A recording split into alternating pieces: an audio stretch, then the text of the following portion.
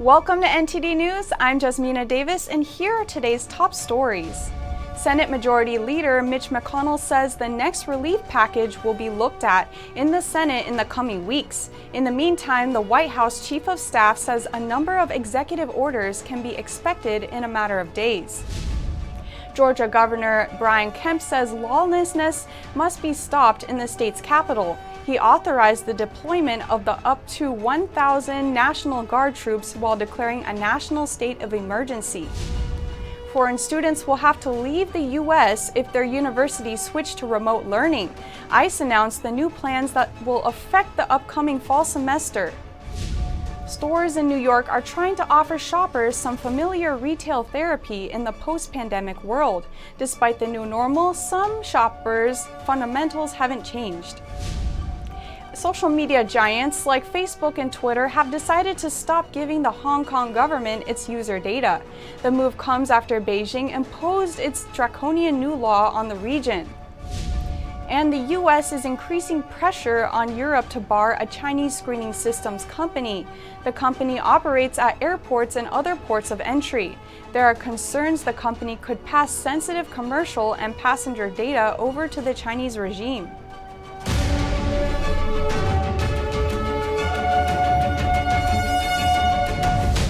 The next pandemic relief stimulus package is looking more likely than ever, but not for a number of weeks. In the meantime, White House Chief of Staff Mark Meadows says there are executive orders coming this week to address immigration, manufacturing, and China.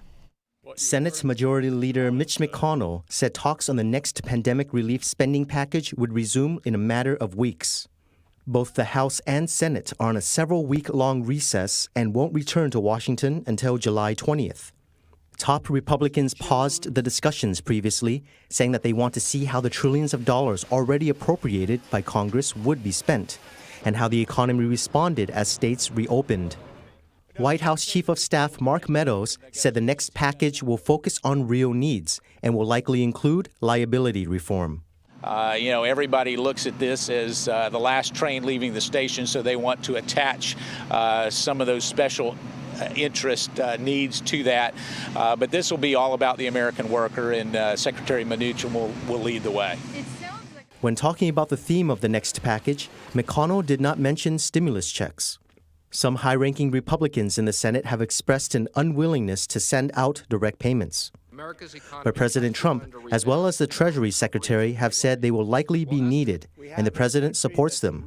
Meadows said another option was looking at a payroll tax cut to see if this puts more money in the hands of workers than another direct check. Either way, Meadows said stimulus payments are a critical component, requested by the president, along with bringing manufacturing jobs back from abroad. Meadows listed a number of matters to be addressed by executive orders this week. Dealing with some of the immigration issues that we have before us, to some of the manufacturing and jobs issues that are before us. As well as prescription drug prices. But it also concerns matters on a global scale. And ultimately dealing with China and what we need to do there in terms of resetting that balance. He said the White House will be making progress on these matters even though Congress is absent. Georgia's governor has declared a state of emergency over shootings in Atlanta. As many as 1,000 National Guard troops will be deployed there. The governor has called for order to return to the state's capital. Up to 1,000 National Guard troops will be deployed to Atlanta following weeks of unrest. It began after the fatal incident involving police and Rayshard Brooks in a climate already sensitive to claims of systemic racism and alleged police brutality. Violence during protests surrounding the Black Lives Matter movement culminated over July 4th weekend. Governor Brian Kemp said criminals with a dangerous, destructive agenda had hijacked the protests. He said the lawlessness must be stopped and demanded a return to order in the capital. Over the weekend, over 30 people were shot and 5 people died, including an 8-year-old girl. Local media WSB-TV reported a targeted attack on the Georgia State Patrol headquarters. A spokesperson for the Georgia Department of Public Safety said between 60 and 100 vandals dressed in dark clothing came armed with bricks, Molotov cocktails, and fireworks. They came in the early hours of the morning. Atlanta Mayor Keisha Lance Bottoms said the 8-year-old child wasn't killed by police officers, but by members of the community shooting each other. Kemp signed an order declaring a state of emergency in response. On the same day, Mayor Bottoms announced that she had tested positive for the CCP virus. She also said her husband has felt very tired and has been sleeping a lot in recent days and would get retested. This is scary. We've done all the things that we thought that we should do, and for us to still test positive, I think really speaks to how easily this virus is spread, and obviously none of us are immune from it. The Democrat mayor is among the women named as a potential vice presidential running mate for presumptive presidential nominee Joe Biden. White House Press Secretary Kayleigh McEnany outlined the president's vision for a safe America from his 4th of July speeches. She mentioned the surge of gun violence over the weekend and the administration's wish to fight it. She also expressed frustration with members of the press who seemed disinterested in the issue. On action, and I'm a little dismayed that I didn't receive one question on the deaths that we got in this country this weekend. I didn't receive one question about New York City shootings doubling for the 3rd straight week, and over the last 7 days, shootings skyrocket by 142%. Not one question. I didn't receive one question about 5 children who were killed. McEnany said the press's numerous and similar questions about racism were blind to the administration's work to protect the lives and safety of Americans of all races. Many colleges and universities are considering moving to remote learning for the next school year. For foreign students, this could mean losing their student visa or transferring to another school that offers classes in person. Immigration and Customs Enforcement says foreign students won't be able to stay in the U.S. if their universities switch entirely to remote learning. ICE released the new plans Monday. Usually, foreign students cannot take more than one online class per semester. Otherwise, they risk losing their student visa. ICE suspended the policy throughout the spring and summer as schools shifted to online learning during the pandemic. But ICE is modifying the temporary exemption for the upcoming fall semester. That means foreign students will not get visas or be able to enter the U.S. if their college moves entirely online. Foreign students in the U.S. who are enrolled in entirely online schooling will have to leave the country or transfer to a school that offers in-person classes. Schools with a hybrid program will have to certify that it isn't entirely online and that non-immigrant foreign students aren't taking an entirely online course load. The U.S. Supreme Court is upholding a federal ban on robocalls to cell phones. The decision rejects a bid by political consultants to open the floodgates for campaign ads and other communications. Justice Brett Kavanaugh wrote the overall ban should remain in place and that an exception should be banned created by Congress is unconstitutional under the First Amendment. Robocalls to cell phones were banned by Congress under the 1991 Telephone Consumer Protection Act. The court's latest decision also strikes down a 2015 exemption added for government debt collection services. Airline travel seems to be ramping up as U.S. airports saw new pandemic-era highs over the July 4th holiday weekend. The Transportation Security Administration said it screened more than 700,000 passengers for 3 days in a row this weekend. That's the first time above 700,000 since mid-March. This weekend was also the first since April when American Airlines began selling its flights to full capacity.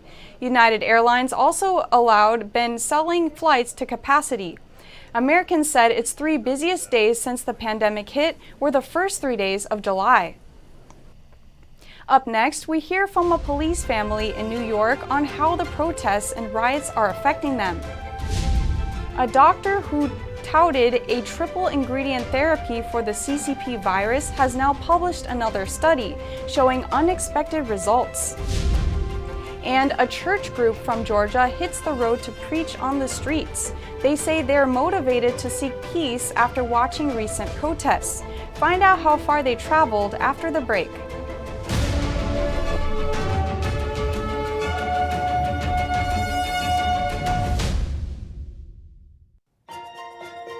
Hello there. Doesn't it feel like we're moving further away from the very values that our republic was built upon? And the media in our country has just been adding fuel to the flame, which is why you need to try the Epic Times.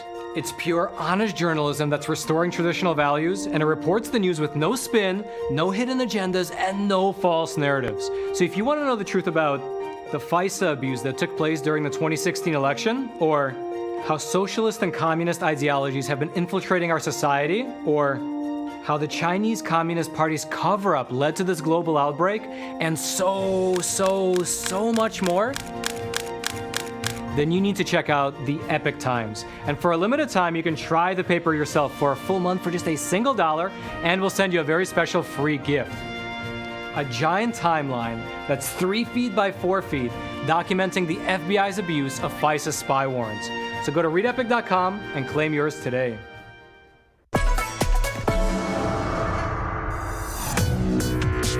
Viewers have described China Uncensored like The Daily Show, but about China. In China, something can be illegal, but still in common practice. For example, bribery, or intellectual property theft, or Uber. At the beginning, I was super excited when I got 500 views, and now the show's grown to about 500,000 subscribers on YouTube. One episode reached 7.9 million people and counting. I'm a little freaked out that many people have seen my face. Hey, have you heard of China Uncensored? It's starring me. It's more and more obvious that China is having a major influence on the U.S. Hey, have you heard of China Uncensored? 中国揭秘. In 5 years, I see China Uncensored as the only show on TV or the internet. It will be the sole source of edutainment worldwide. Have you heard of China Uncensored? Yeah, I have. You actually have? He's heard of China Uncensored. I love China Uncensored.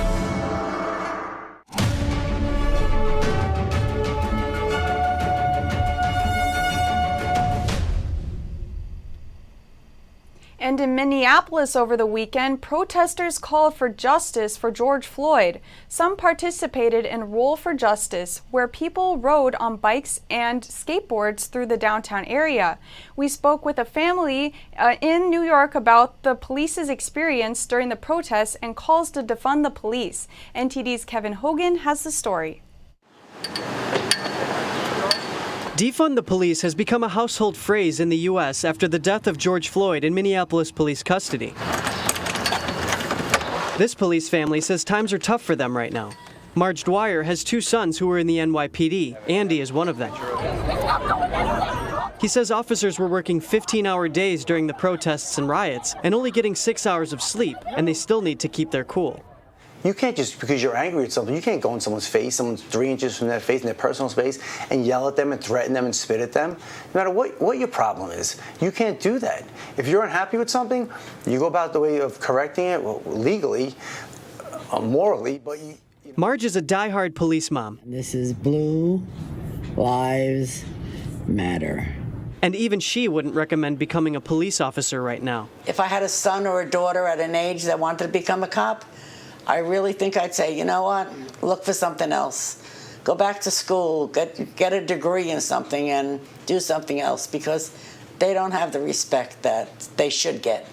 I mean, again... Andy says what happened to George Floyd was wrong. And in the wake of Floyd's death, House Democrats are trying to take away qualified immunity, meaning cops can be sued personally for using excessive force. Andy says cops are supposed to fight force with force. During the riots in New York City, for the protest riots, there was a cop that drew his gun on one of the rioters. Now, it was in the news, it was all over the place. The mayor, the lovely mayor of New York City, came out and said this cop should lose his job, lose his gun, he should be done. So the PBA decided, let's look into this a little more. Well, sure enough, the person he pulled the gun on was throwing a brick at a lieutenant with the police department that was wrestling someone to the ground. For this family, Blue Lives Matter is not a slogan. It is a way to remember their son, who made the ultimate sacrifice. When Anthony was 23 years old, he was an officer in the NYPD. He was responding to a robbery at a McDonald's in Times Square. He chased one of the suspects up to the roof, and when they got up there, the 2 of them got in a fight, and then the robber pushed Anthony off the roof to his death. He loved being a cop, he loved it. That was his dream all his life, and he got 2 years out of it. Anthony has a street and a football field named after him. Marge says he was very civic-minded, a volunteer fireman, and taught religion at their church. She hopes the student who receives the scholarship in his name has those same qualities. Kevin Hogan, NTD News, New York. A doctor known for touting a triple ingredient therapy for the CCP virus has published another study showing positive results. This as the WHO discontinues its study on one of the triple therapy's drugs, hydroxychloroquine. NTD's Miguel Moreno has more on those results.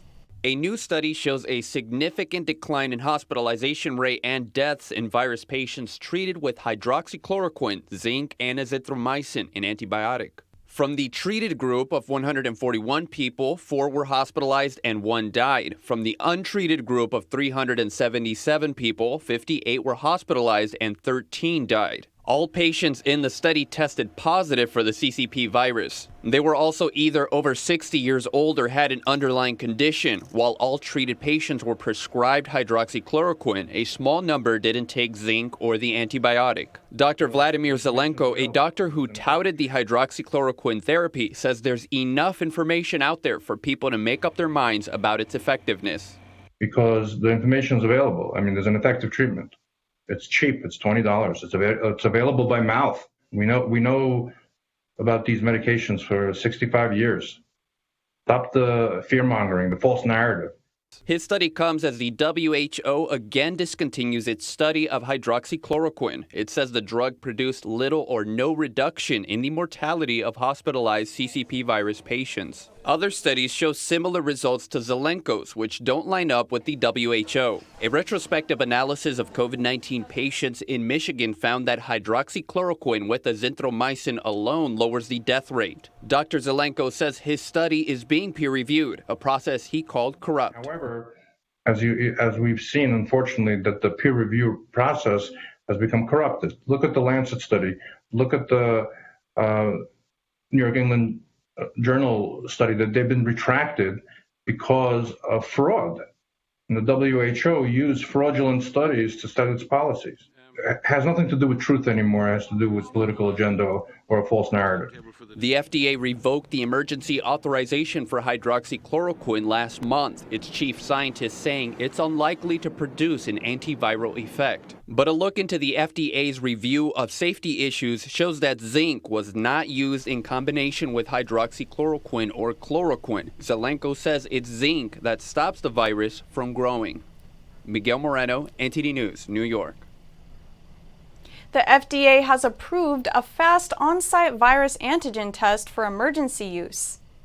The diagnostic swab test can yield results in 15 minutes. According to manufacturer, the test analyzes samples with a device a little larger than a cell phone. It's not designed for home use, though officials say antigen tests are potentially a valuable screening tool, as they can quickly test large amounts of people who may have already had the virus. New York stores and shoppers are adapting to a new normal. Dining is outside, masks are required in many places, and a retail is different experience. Here's how businesses and shoppers are adapting. New York stores and shoppers are looking to a new normal. Retailers used to encourage shoppers to linger in their stores, something you couldn't do with Amazon. Now, stores encourage a more grab-and-go approach, but they still want to give people the shopping experience. You can buy something, and buying is very transactional, but shopping is an emotional experience. So how do you still give people that satisfaction? Many major retailers are making employees wear masks and constantly clean public areas. Plexiglass shields separate cashiers and customers, and signs remind shoppers to stay 6 feet apart. Despite the changes, one thing remains the same. What hasn't changed are the people behind the masks. You can feel and see that smile behind the mask, and you can feel that warmth. And just learning about social distancing and seeing the plexi at the registers is going to feel a little different, but that experience is going to feel exactly the same. Stores are also opening fitting rooms.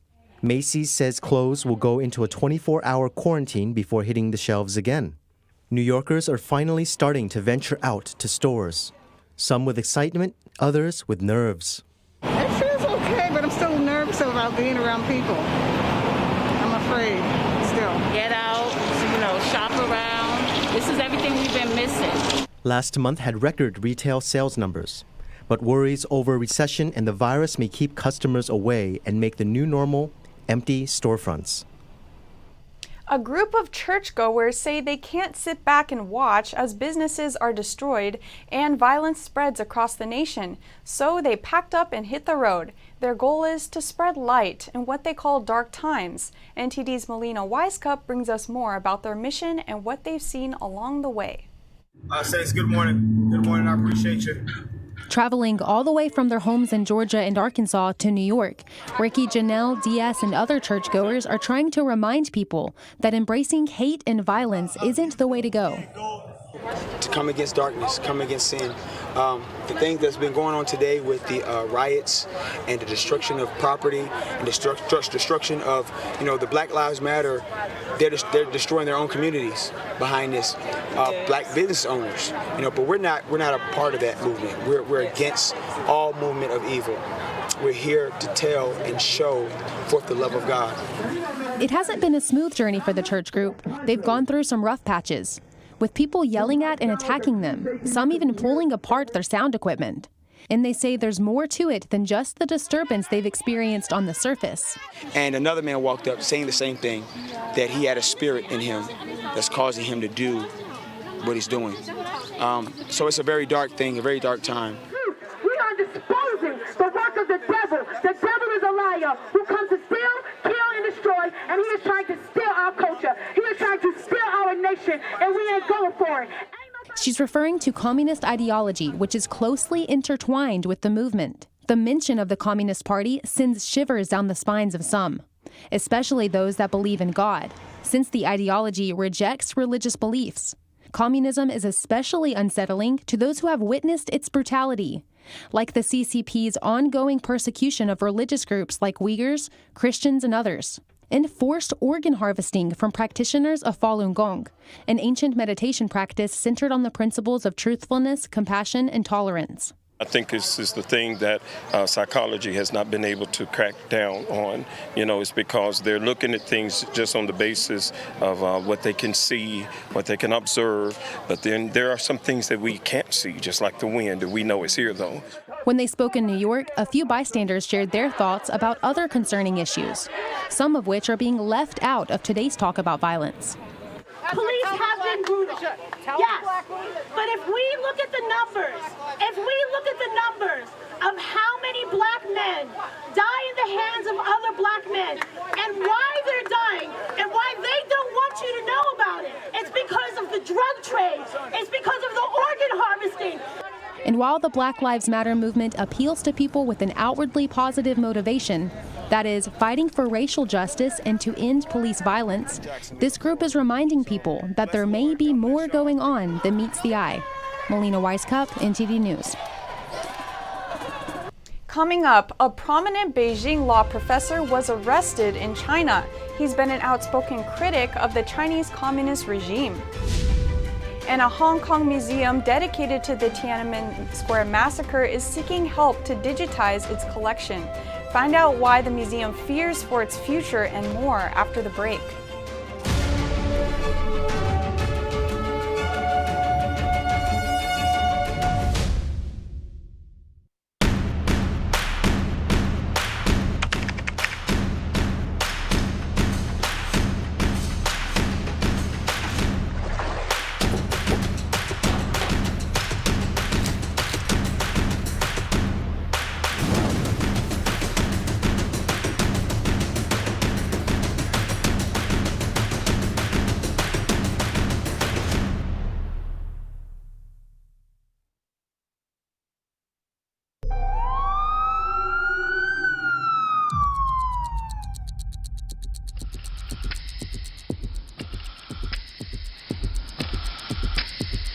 The coronavirus outbreak is the latest wake-up call. U.S. Senator Ben Sasse put it plainly. The Chinese Communist Party has lied, is lying, and will continue to lie about coronavirus to protect the regime. In 5 to 10 years, we'll have virtually no manufacturing capacity left for generic drugs. And again, this is 90% of our medicines. And the world should know, if Hong Kong falls, the whole world falls, okay? Because the Chinese Communist Party is the existential risk of humanity, period. Since the CCP took power, 80 million people have died from its policies and political campaigns.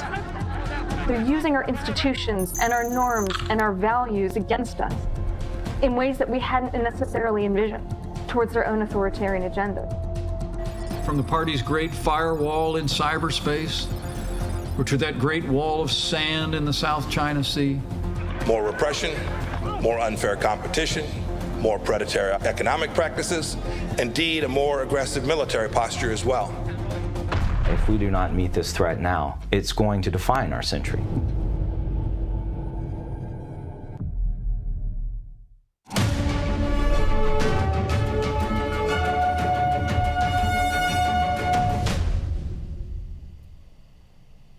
Now to China. A prominent law professor in Beijing is under arrest. He's known for speaking out against the Chinese Communist Party. NTD's Tiffany Mayer brings us more. One law professor in Beijing named Xu Jiangren has been taken away by the police. His arrest comes after publishing articles online that criticize the Chinese regime. A friend of his, Ms. Zhen, told us that Professor Xu was detained on accusations of consorting with prostitutes. But Ms. Zhen said the claim is vile and slanderous and said it's being used in an attempt to discredit him. She called the Communist Party shameless. Chinese authorities have also used similar charges to silence other regime critics. Professor Xi is one of the few prominent Chinese scholars who dare to speak out against the party. He completed his doctorate at the University of Melbourne in Australia and later taught at Tsinghua University in Beijing, a prestigious school attended by Chinese leader Xi Jinping and many other CCP officials. In his previous articles, Professor Xi dared the CCP to uncover the truth about the origin of the CCP virus and find the true number of cases in China. Officially named the day of Dr. Li Wenliang as China's Day of Freedom of Speech, dissolve internet police groups that monitor social media, disband the Communist Party's organizations inside companies, schools, colleges, and other institutions, and release detained citizen journalists, lawyers, leaders of spiritual groups, and others who have been suppressed due to their fight against injustice. Professor Xu once said to rule by using people as tools is more toxic than any virus.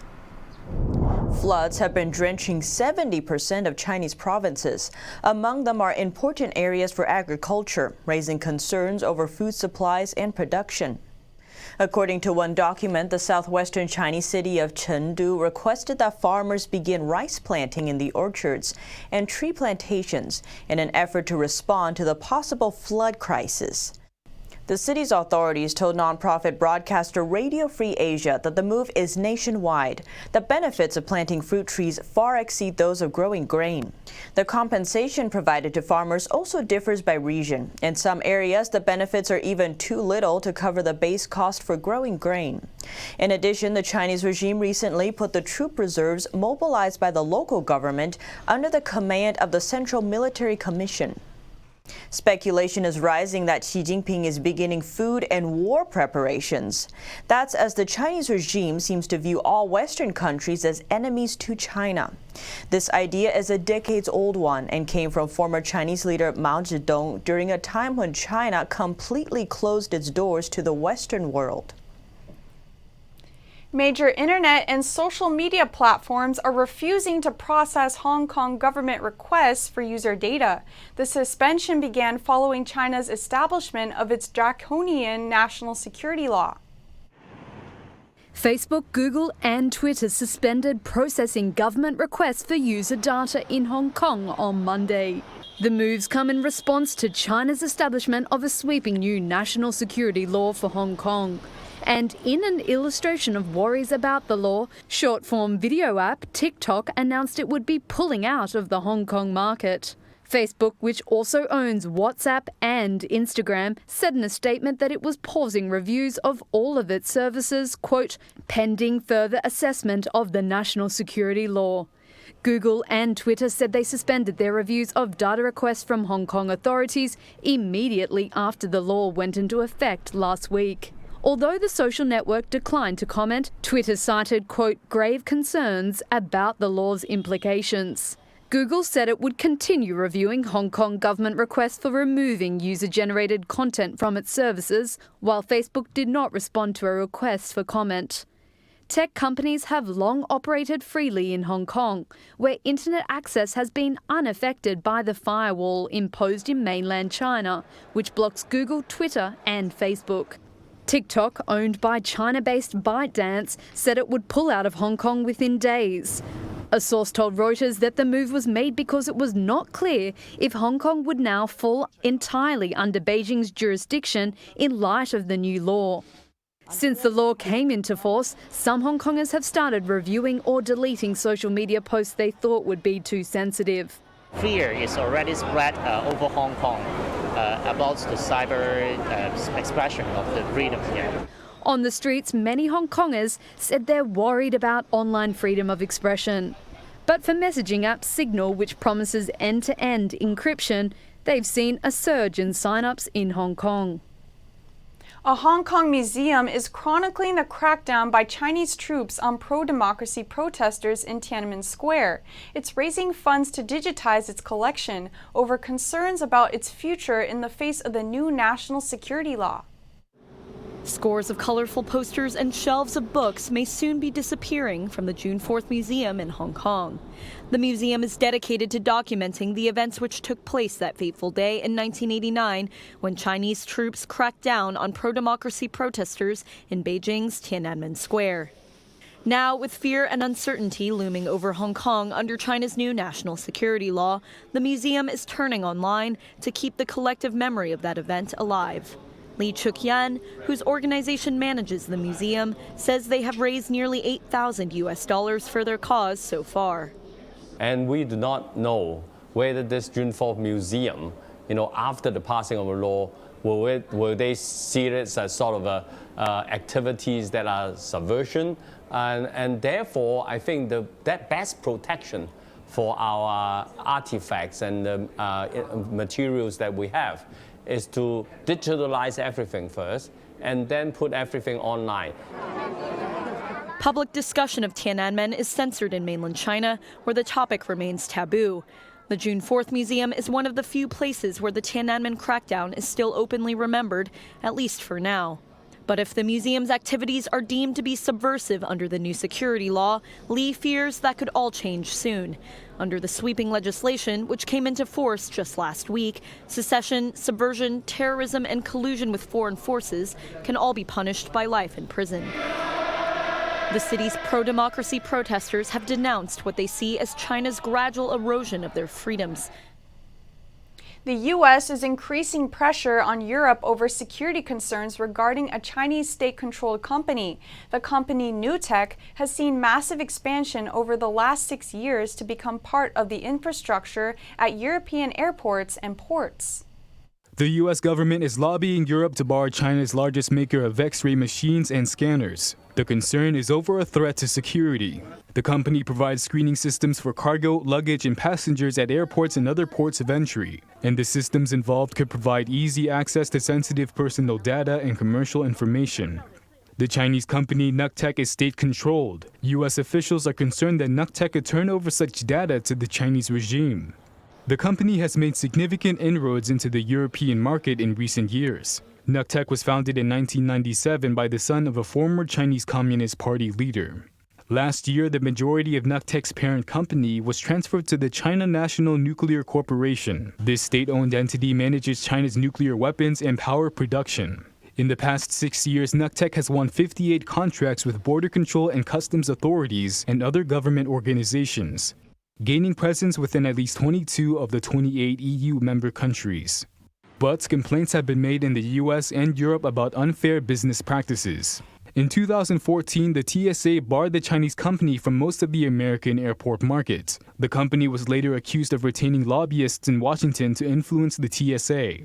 A European Parliament member from Germany accused the company of using a massive low-level pricing strategy to win contracts. Concerns have led the European Union to announce it will adopt protectionist policies to defend its companies against subsidized foreign competitors. NewTek denies that it received state subsidy or government instructions. Coming up, find out how a South Korean makeup boutique found a way to let customers try on makeup without touching it. More on that after the break.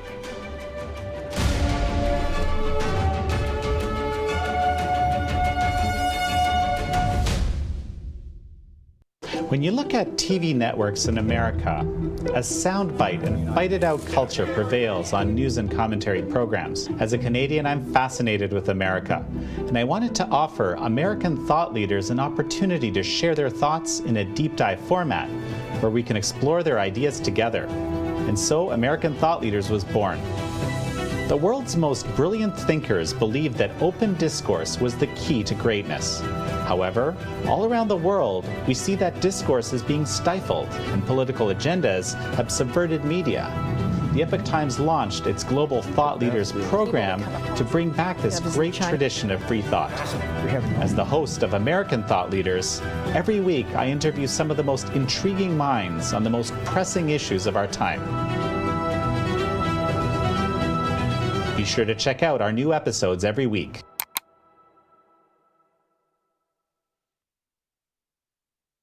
We are being censored. America's news outlets no longer provide the truth. 90% of news outlets in the United States are controlled by 6 corporations.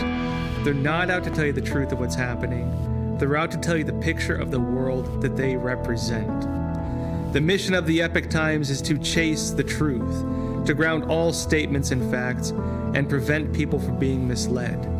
The Epoch Times is independent. We're not controlled by any special interests, and we never will be. The Epoch Times is a non-partisan media. That means we don't stand for any political party. This is a battle between truth and deceit, a battle between forces that would ensnare this country in ignorance, and between a media that wants to present you with the truth. Subscribe today and join the Americans who are seeking truth and tradition. We'd love to have you on board.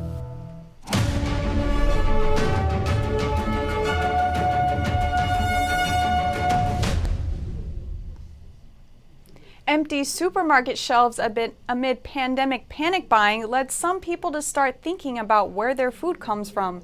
Some gardeners in Canberra, Australia, have been thinking about that too.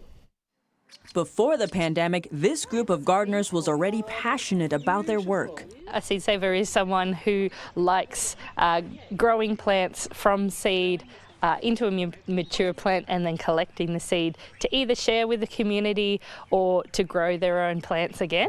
It was the lack of diversity in seed available at the shops that inspired Arian McFay to start Canberra Seed Savers 4 years ago. Each seed represents a life, and it's a life that as seed savers we can steward through the generations. She grows and saves seeds of traditional varieties of vegetables that can thrive in the local climate. When COVID-19 panic buying caused a run on commercial seedlings, the group turned to their seed library. They now give hundreds of seedlings to those struggling with food costs. They aim to secure the supply of community-owned, locally adapted plants. Today, 1970s-era butterbeans thrive in community gardens and backyards. Mercedes-Benz announced a recall of more than 660,000 vehicles in China over possible oil leaks. Most of the vehicles in question were made in China. A seal between a high-pressure fuel pump and a low-pressure fuel pump could weaken over time, causing oil leaks in cold weather. Of the over 660,000 vehicles recalled, 36,000 were imported. This follows an earlier recall from incorrect child safety lock labels in imported Mercedes sedans. This recall includes vehicles made between February 2013 and June 2017. It will begin December 18th. Faulty parts will be replaced free of charge. One cosmetics boutique in South Korea is getting creative. Amora Pacific in Seoul is using an augmented reality mirror so customers can try on cosmetics without touching their face. The mirror takes a picture of the customer's face and analyzes it. It then recommends products based on skin texture and addresses any blemishes, wrinkles, or dark circles. Customers can then see a computer-generated image of what they would look like wearing a wide range of foundations, blush, eye products, and lipsticks. Due to the coronavirus, it was uncomfortable to test cosmetics after someone had used them. However, this is very convenient, as I can see the actual color on my face in a form of AR image without even touching my face. South Korean government guidelines also recommend shoppers try out cosmetics on the backs of their hands, not on their faces. To minimize human contact and limit the risk of virus spread, the shop has also put QR codes next to all products on display, so customers can check details on their mobile phones instead of talking to staff. It took very little time, and I did not need to talk to anyone before I made my purchases. South Korea has been praised for how it has handled the CCP virus outbreak. But Asia's fourth largest economy has experienced persistent outbreaks in recent weeks, mostly in the capital. Up next, it's been 15 years since a coordinated suicide attack killed 52 people and injured hundreds in central London. 2 people who survived the attacks tell us their stories and how they've been coping. NASA's Life Hunting mission to Mars is preparing for liftoff, but another delay is pushing the launch dangerously close to the end of this summer's flight window. Find out more about the new rover and its mission after the break.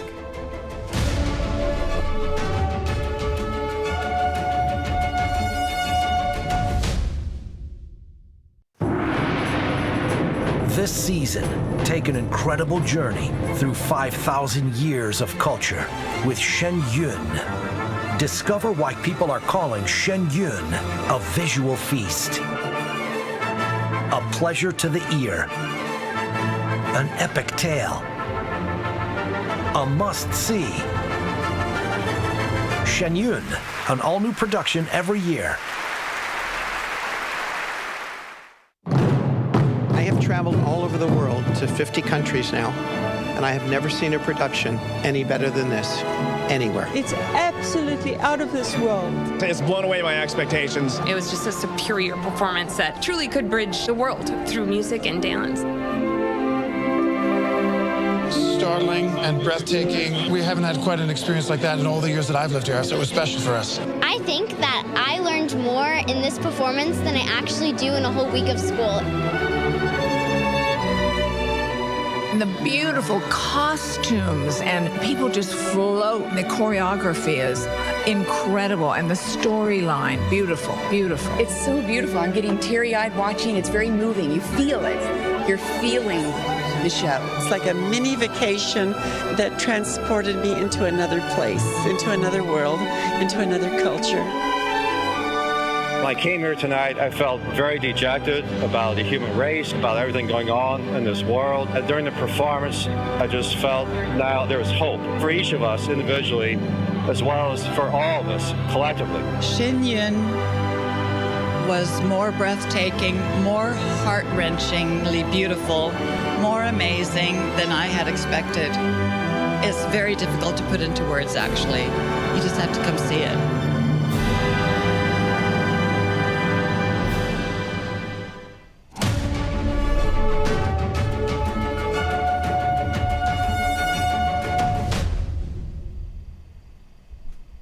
Now to the UK. 15 years ago, 52 people were killed and hundreds more were injured in 4 coordinated terrorist attacks in central London in what's known as the 7/7 London bombings.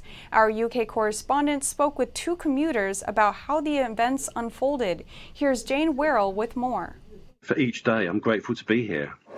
On 7th of July 2005, 4 bombs blasted London's transport system, a terror attack that killed 52 people and injured more than 700. My first recollection is actually flying through the air. I don't remember the blast itself. Man was on his commute to work as an IT specialist when the bomb went off on a train at Edgware Road Underground station. He remembers a brief moment of calm before people started screaming. He tried to help people around him. 2 young American girls on the train, Emily and Katie, I'll never forget them. One of them was on the floor with a bad head injury. and one of them was, trying to provide support. So I sort of knelt behind and let her sort of lean against me. The memories from the day kept repeating in his mind. Then about 2.5 years later, another huge trauma. His wife died of cancer. He kept himself together for his 4 young children. He later wrote a book, How to Keep Calm and Carry On, and now helps others through their hard times through life coaching. It's incredibly rewarding to be able to sort of share what I've learnt and help people, with the changes they're facing. Near Aldgate Station 15 years ago, Martine Wright lost both her legs in the bombing. My legs were mangled in the metal, so everyone had to be evacuated, and I was down there for an hour and a quarter. She was the last person to be cut out from the wreckage. I was lucky enough to have a guardian angel that day, and that is in the form of an off-duty policewoman, Liz Kenworthy. The doctors told me that I lost 80% of my blood, but I would have died because she gave me 2 tourniquets to put round both of my legs. Wright was in a coma for several days, and when she woke up, the nurse told her both her legs had been amputated at the knee. I believe now, and I didn't believe this in the beginning because everything obviously was too painful, and, we all had to get through that, but I truly believe that I was always meant to be. I couldn't have stopped what happened that morning. She's since had her son, now 10, and went on to be captain of Team GB at the Paralympics. I truly believe that if you look at it in the right way, good things can come out of bad things, and hopefully maybe people might look at me as I'm an example one for that. She hopes her experiences can give others a small piece of strength they might need to get through a tough day. Jane Werrell, NTD News, London. The world's most visited museum, the Louvre, is open again after 113 days. Our France correspondent David Vives has the story. According to a myth, the Greek goddess of the soul, Psyche, was brought back to life with a kiss from Cupid. Just like Psyche, Louvre statues have seemed to have awoken from a long sleep. Nearly 4 months of lockdown without any visitors. Summer season marks a new start for the museum. But without tourists from China and the United States, it will likely be a slow one. In the summer season, 75% of our visitors come from abroad. As most of our international borders remain closed, we expect to have only 7,000 visitors. More room to contemplate paintings is a good opportunity for these sisters, who couldn't resist the reopening. The gallery with the huge painting is so magnificent. It was a wish from my heart to come back here, particularly because there aren't many people. The museum has prepared some social distancing measures, such as taking specific routes, wearing face masks, and book tickets online. The desire to visit the Louvre remains strong.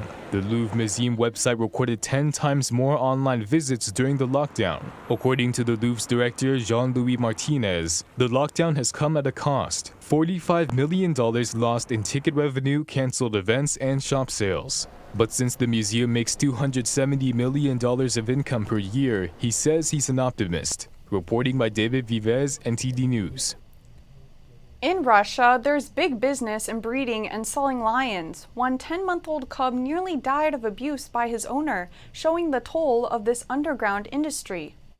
Meet Simba the lion cub who loves cuddles. Simba was found nearly dead with fractured bones and was covered in sores when he was rescued in March. His digestive system was so weak he couldn't eat. The 10-month-old now lives at the Save Me Animal Shelter in southern Russia, and the team here has nursed him back to health. Half of his body was suffering from bed sores that were as deep as the bone structure, fur soaked in urine, and beneath it moving maggots. Each movement for the lion cub was painful. The team only realized the extent of his injuries once he arrived at the shelter. They knew they had to act quickly to save the cub's life. He had 2 fractured bones. One paw was fractured in 2 places and another paw also. We did an X-ray and the medical conclusion was that he could not receive such trauma on his own. Simba needed 17 injections every day when his treatment began. He has undergone spine and stomach surgeries. Within a month, he could stand on his own, and now Simba can freely walk and even play in the yard. Many lion cubs continue to suffer under the lucrative business of basement breeding. The World Wildlife Fund estimates thousands of animals are traded illegally in Russia. And that's all for now. Catch us again at 6:30 p.m. Eastern Time. I'm Jasmina Davis.